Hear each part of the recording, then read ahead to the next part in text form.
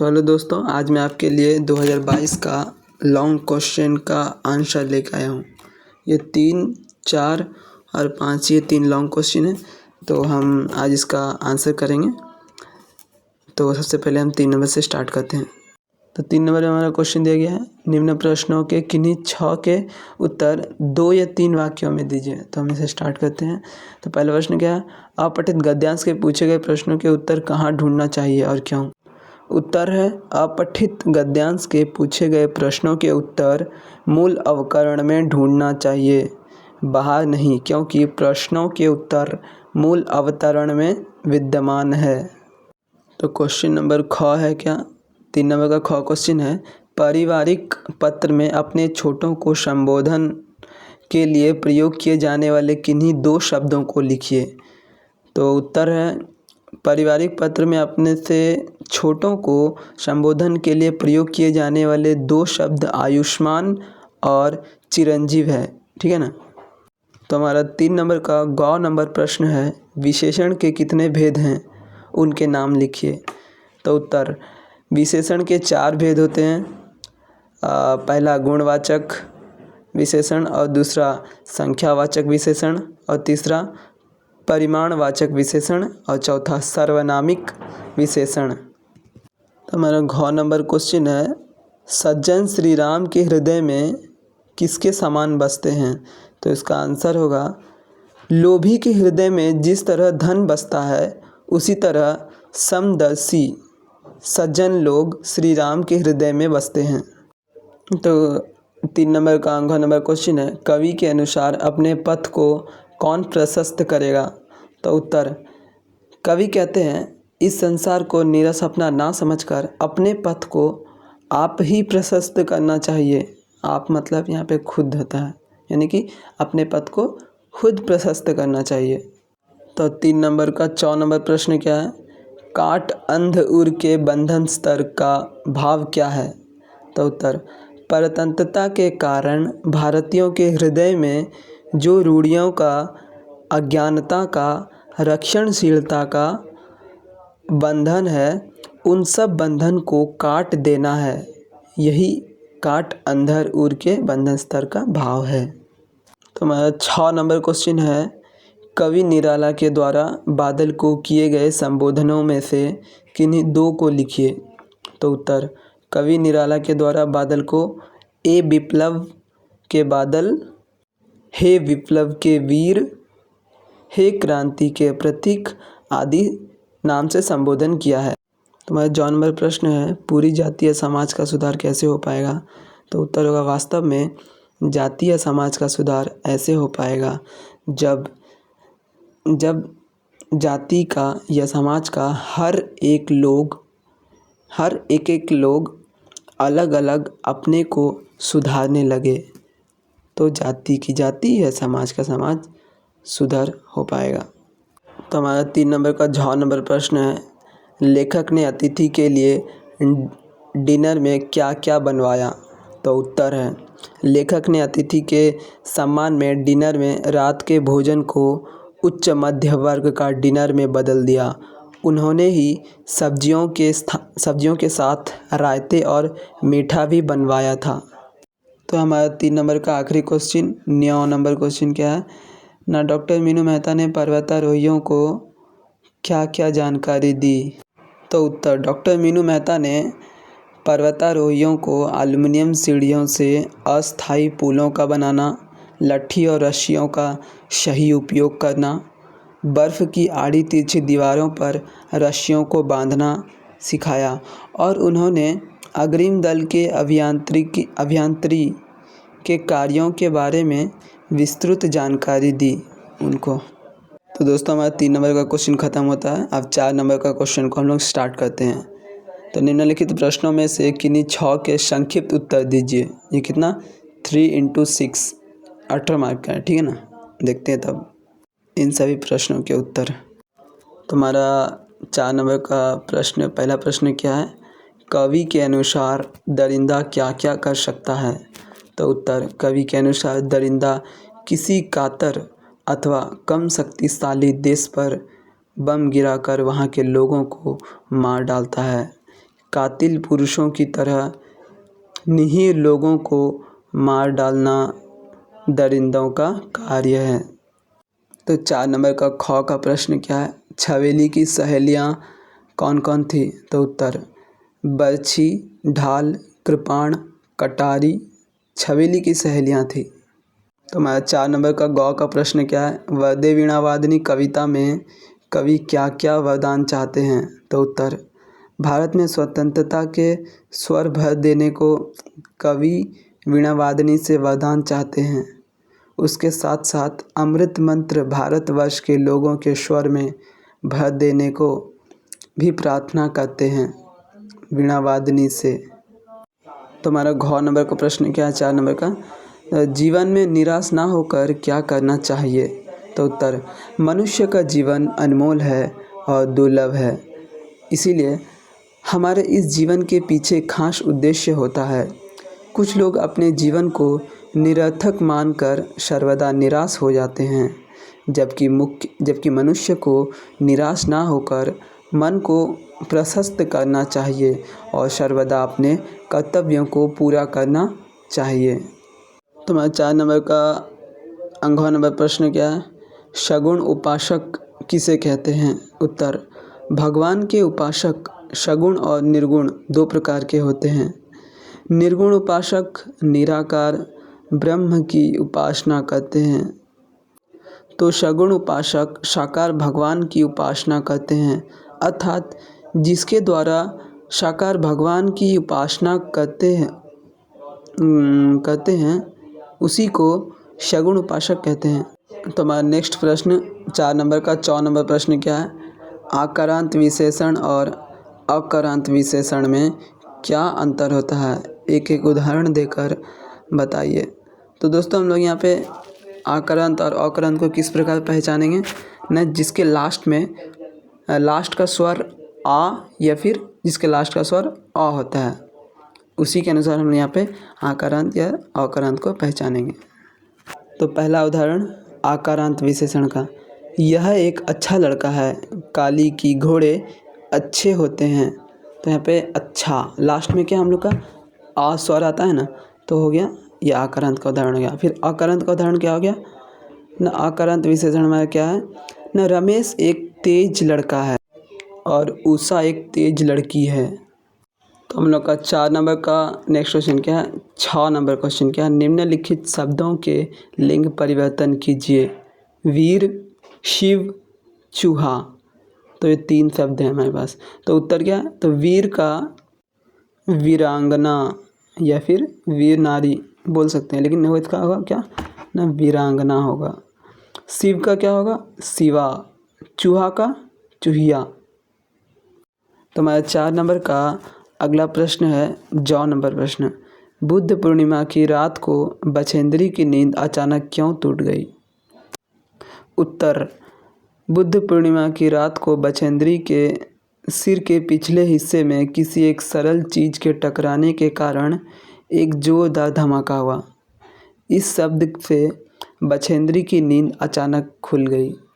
तो हमारा 4 नंबर का अगला क्वेश्चन झ, अतिथि के आने पर लेखक की क्या प्रक्रिया थी?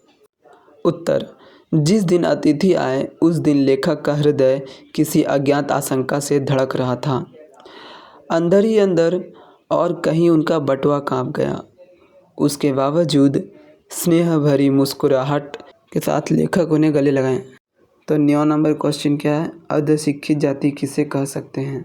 उत्तर जिस जाति के आधे तिहाई सभ्य हैं वही जाति अर्धशिक्षित कहलाती है। तो दोस्तों हमारा यहीं पे 4 नंबर प्रश्न ख़त्म होता है। अब यहाँ 5 नंबर स्टार्ट होता है, तो वीडियो पॉज करके थोड़ा सा इस क्वेश्चन को देख लीजिए और आगे बढ़ते हैं, हम इसके आंसर करते हैं। तो हमारा 5 नंबर पहला प्रश्न क्या है? परमात्मा का कुत्ता कहानी का सार संक्षेप में लिखिए। उत्तर रजिस्ट्रेशन या पंजीकरण। ऑफिस के बाहर आसपास काफ़ी भीड़ थी। लोग इधर उधर यातायात कर रहे थे। अंदर हॉल कमरे में फाइलें धीरे धीरे चल रही थी। कई बाबू मेज के पास जमा होकर चाय पी रहे थे। एक दफ्तरी दोस्त एक दफ्तरी दोस्तों को गज़ल सुना रहा था। कमिश्नर आजिज साहब रीडर्स डाइजेस्ट का ताज़ा अंक पढ़ रहे थे। कंपाउंड में पेड़ के नीचे बिखर कर बैठे लोगों में 4 नए चेहरे शामिल हुए थे। उनमें से एक अंधेड़ उम्र का आदमी था। वह सरकार को दी हुई अर्जी के बारे में चिल्ला रहा था, गालियाँ भी दे रहा था। लोगों ने आकर समझाया पर उसका फलाफल कुछ नहीं हुआ। कमिश्नर साहब ने अंदर से उस आदमी को बुलाया। जब आधे घंटे के बाद आदमी हंसता हुआ बाहर आया तब उसका काम हो चुका था। 2 साल से अर्जी देकर जो काम अब तक नहीं हुआ वह काम जोर से चिल्लाने के कारण आधे घंटे में हो गया। वाह रे वाह। तुम्हारा 5 नंबर का ख नंबर प्रश्न क्या है? खितिन बाबू के चेहरे में क्या क्या विशेषताएं हैं? तो उत्तर, खितिन बाबू एक साधारण से व्यक्ति हैं और उनका चेहरा भी साधारण ही है, पर जीवन को उनके द्वारा दिया गया संदेश असाधारण है, इसलिए लेखक ने उन्हें गुदड़ी का लाल कहा है। खितिन बाबू साधारण से पढ़े लिखे व्यक्ति थे। पेशे से उनकी एक आँख नहीं थी, एक हाथ भी नहीं था। चेहरे पर चेचक के दाग थे, फिर भी सदा हंसमुख रहते थे। उनकी हंसी में एक अद्भुत खुलापन था। रेलगाड़ी की दुर्घटना में उनकी एक टांग भी चली गई थी, फिर भी तो वे वैसाखी लेकर चलने लगे। जीवन को सही ढंग से समझने की उनमें अद्भुत शक्ति थी। शरीर के अंग के जाने का उन्हें दुख भी नहीं था। वे बड़े मिलन स्वभाव के थे। खितिन बाबू को भोजन प्रिय था। वे पाक कला में निपुण थे। खितिन बाबू मिलनसार होने के कारण सभी उनका प्रशंसा करते थे। शरीर के अवयवों की कमी के बावजूद उनका मनोबल अदम्य था। हम रोटी कपड़ा आश्रय के लिए चिल्लाते हैं। निसंदेह ये मानव जीवन के लिए निहायत ज़रूरी है, लेकिन ये मानव जीवन की मौलिक प्रतिज्ञा में नहीं है। खितिन बाबू के जीवन के अदम्य और अटूट संकल्प की तरह उनके चरित्र में बहुत कुछ विशेषताएं हैं। तो हमारा नेक्स्ट क्वेश्चन 5 नंबर का, आत्मनिर्भरता का क्या अर्थ है? आत्मनिर्भरता क्यों होना चाहिए? उत्तर, आत्मनिर्भरता या अपने भरोसे पर रहना एक महान गुण है। ऐसा गुण जिसके पास होने से पुरुष में पौरुषत्व का अभाव रहना नहीं मालूम होता है। जिनको अपने भरोसे का बल है वे जहाँ होंगे जल में तुम्बी के समान सबके ऊपर रहेंगे। महाकवि भारवी ने कहा है कि तेज और प्रताप से संसार भर को अपने नीचे करते हुए ऊंची उमंग वाले दूसरों के द्वारा अपना वैभव नहीं बढ़ाना चाहते। शारीरिक बल, चतुरंगिनी सेना का बल, प्रभुता का बल, ऊंचे कुल में पैदा होने का बल, मित्रता का बल, मंत्र तंत्र का बल इत्यादि जितने बल हैं, निज बाहुबल के आगे सब क्षीण बल है। आत्मनिर्भरता की बुनियाद यह बाहुबल सब तरह के बलों को सहारा देने का और उभारने वाला है। यूरोप के देशों में जो इतनी उन्नति हुई है तथा अमेरिका, जापान आदि इस समय मनुष्य जाति के सरताज हो रहे हैं, इनका प्रमुख कारण है कि उन देशों के लोग अपने भरोसे पर रहना अच्छी तरह से जानते हैं। हिंदुस्तान का जो सत्यानाश है इसका यही कारण है कि यहाँ के लोग अपने भरोसे पर रहना भूल ही गए हैं। इसीलिए हर एक देशवासी को आत्मनिर्भरता होना या अपने भरोसे पर रहना आवश्यक है।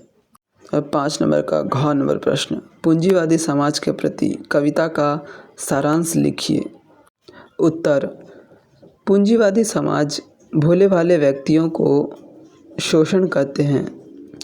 इसमें बहुत सारे व्यक्ति हैं जो जीवंत है तथा प्राण धारण किए हुए हैं। उनके हाथ कर्मशील दिखाई देते हैं। यहाँ ज्ञान, संस्कृति तथा अंतःशुद्धि के भी दर्शन दिखाई देता है। उसके साथ साथ यहाँ शक्ति भी मौजूद है। यह सौंदर्यवान और विचित्रता से भरा समाज है। इस समाज के भीतर छल कपट ढोंग है और यहाँ पूंजीवादी समाज निबंध होकर भोग में डूबा रहता है। ऊपर ऊपर दिखाई देने वाला पूंजीवादी समाज जो बड़ा दिव्य तथा भव्य दिखाई देता है, पूंजीवादी समाज में दिखाई देने वाला सभ्यता, संस्कृति, जीवन मूल आदि केवल वद्य रूप है, बाहरी आडंबर है। उसके भीतर ढोंग ही ढोंग है। उसके सौंदर्य जाल में समाज के भोले भाले व्यक्ति फंस जाते हैं। यह सौंदर्य जाल एक ज्वलंत सत्य को टालने की तथा छिपाने की कोशिश में निरंतर लगा हुआ है। यह सत्य और दरिद्र समाज जो शोषण की चक्की में शोषक समाज के द्वारा निरंतर पिस रहा है। पूंजीवादी की हंसी भी कवि को पसंद नहीं आती, इसीलिए वह कवि कहते हैं कि उसकी हंसी में रोग के कीटाणु हैं जो इतने उग्र हैं कि शोषित समाज को ग्रास कर रहे हैं। कवि शोषण मुक्त स्वस्थ समाज की कल्पना करते हैं और विषमता और शोषण की नींव पर खड़े पूंजीवादी समाज का नाश चाहते हैं। वास्तव में वह संभव तब होगा जब कवि की ज्वाला जन समाज की ज्वाला बनेगी। कवि का विश्वास है कि एक दिन इस घातक समाज का अंत ज़रूर होगा। तो अगला क्वेश्चन, 99वां क्वेश्चन, बादल राग कविता में कवि बादल से क्या कहता है? तो उत्तर, कवि बादल से कहते हैं, मेघ उस वीर पुरुष का प्रतीक है जो अपनी ताकत से धरती को नई शक्ति, ऊर्जा, जीवन शक्ति प्रदान करता है। बादल ने धरती को नए जीवन और सरसता से हरा भरा कर दिया है। इसीलिए कवि बादल का आह्वान करता है। कवि कहते हैं, तू आ मुरझाए सूखे छोटे जीवों वृक्षलताओं को भर दे अपनी वर्षा की बूंदों से। जो बड़े हैं, जो घमंड से चूर हैं, उन बड़े पर्वतों, वृक्षों आदि को अपने वज्र प्रहार से तहस नहस कर दे।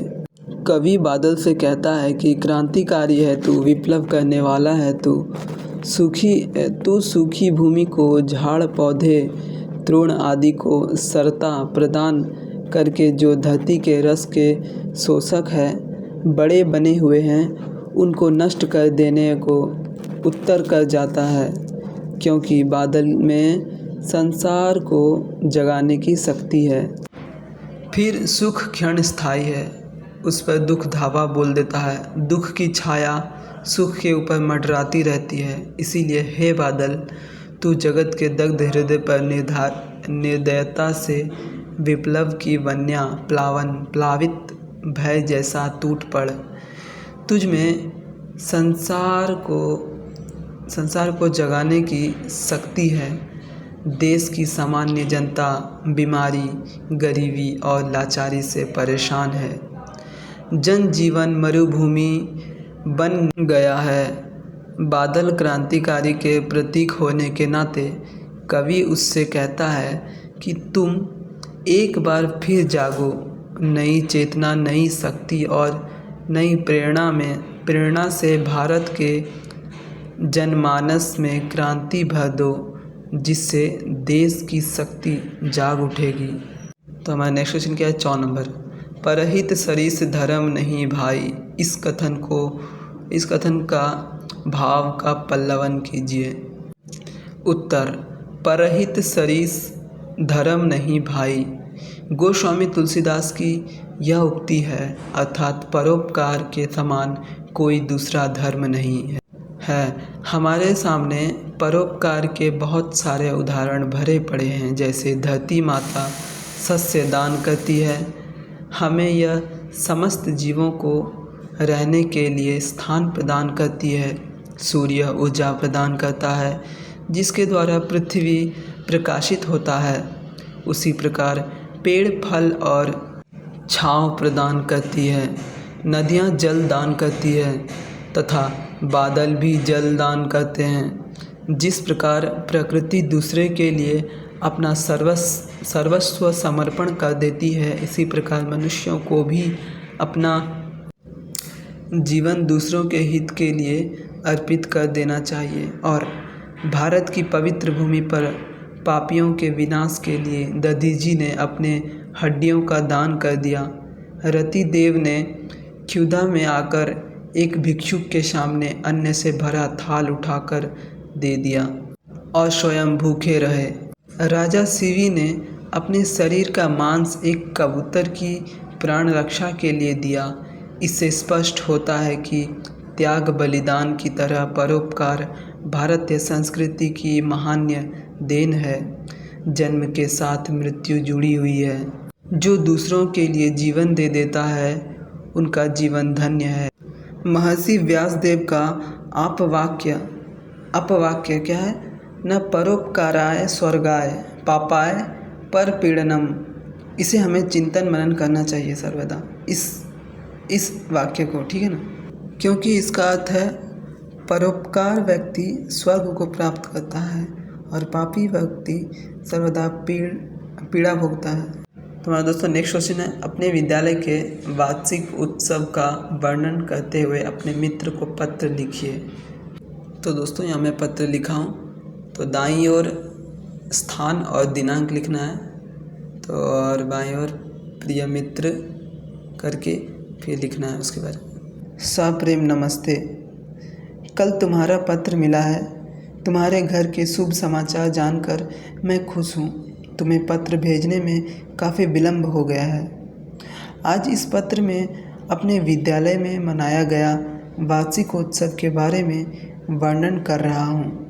तुम जानते हो कि विद्यालय में मनाए गए उत्सवों में वार्षिकोत्सव बहुत ही महत्वपूर्ण स्थान रखता है। हर साल की तरह इस साल हमारे विद्यालय का वार्षिकोत्सव मई महीने की 20 तारीख को मनाया गया था। इसके लिए 1 महीने से तैयारी शुरू हुई थी।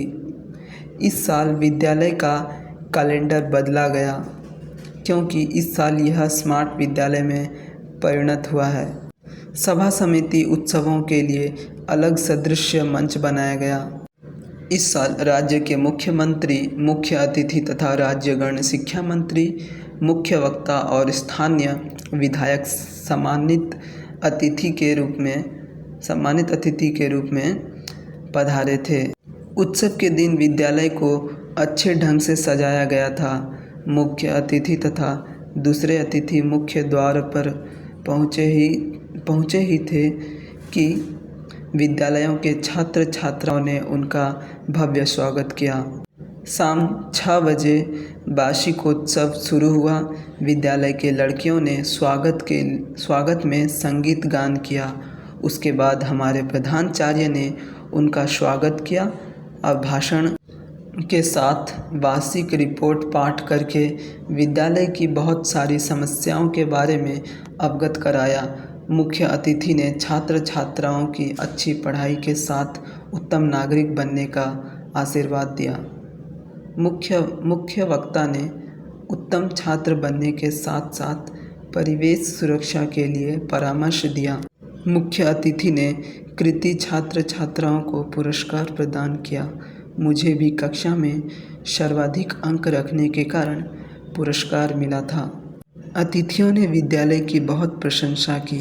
अंत में राष्ट्रगान के साथ सभापति ने वार्षिक उत्सव का समापन घोषणा की। रात 8 बजे मनोरंजन कार्यक्रम शुरू हुआ। हमारे लिए यह वार्षिकोत्सव का दिन बहुत स्मरणीय दिन है। तुम्हारे पिताजी और माताजी से मेरा प्रणाम और छोटों को प्यार कहना। तो आखिर में अपना नाम और पता लेफ़्ट साइड में और अपने दोस्त का नाम और पता राइट साइड में लिख देना है, फिर ख़त्म। तो हमारा दोस्तों ये 5 नंबर का सबसे आखिरी क्वेश्चन है जौ। तो क्वेश्चन क्या है ना, राज्य पर पांडवों का अधिकार ना होने के पक्ष में दुर्योधन ने क्या तर्क दिए? तो उत्तर, दुर्योधन ने युधिष्ठिर से कहा कि इस राज्य पर तुम्हारा रत्ती भर अधिकार नहीं, क्योंकि पिता के बाद राज्य पर पुत्र का ही अधिकार है। उसी को पाने के लिए तुमने युद्ध रचा, यह तो सरासर स्वार्थ है। फिर दुर्योधन ने कहा कि तुम्हें मालूम है कि जिस राज्य का अधिकार तुम चाहते हो वह तुम्हारे पिता के पास कैसे आया है? यह जन्माधिकार नहीं था, वह मेरे पिताजी का ही था। राज्य की देखभाल का कार्य केवल तुम्हारे पिताजी को मिला था, क्योंकि मेरे पिता अंधे थे। राज्य संभालने में उन्हें असुविधा होती थी, अन्यथा उस पर तुम्हारे पिता का अधिकार न था, वह मेरे पिता का था। जब युधिष्ठिर ने कहा कि मेरे पिता के पश्चात उस राज्य पर मेरा अधिकार होना चाहिए, उसके उत्तर में दुर्योधन ने कहा कि राज्य नियम की चिंता तुमने कभी नहीं की। तुम्हारे पिता के उपरांत राज्य पर मूल अधिकार मेरे पिता का ही था। वे जिसे चाहते व्यवस्था के लिए राज्य को सौंप सकते थे।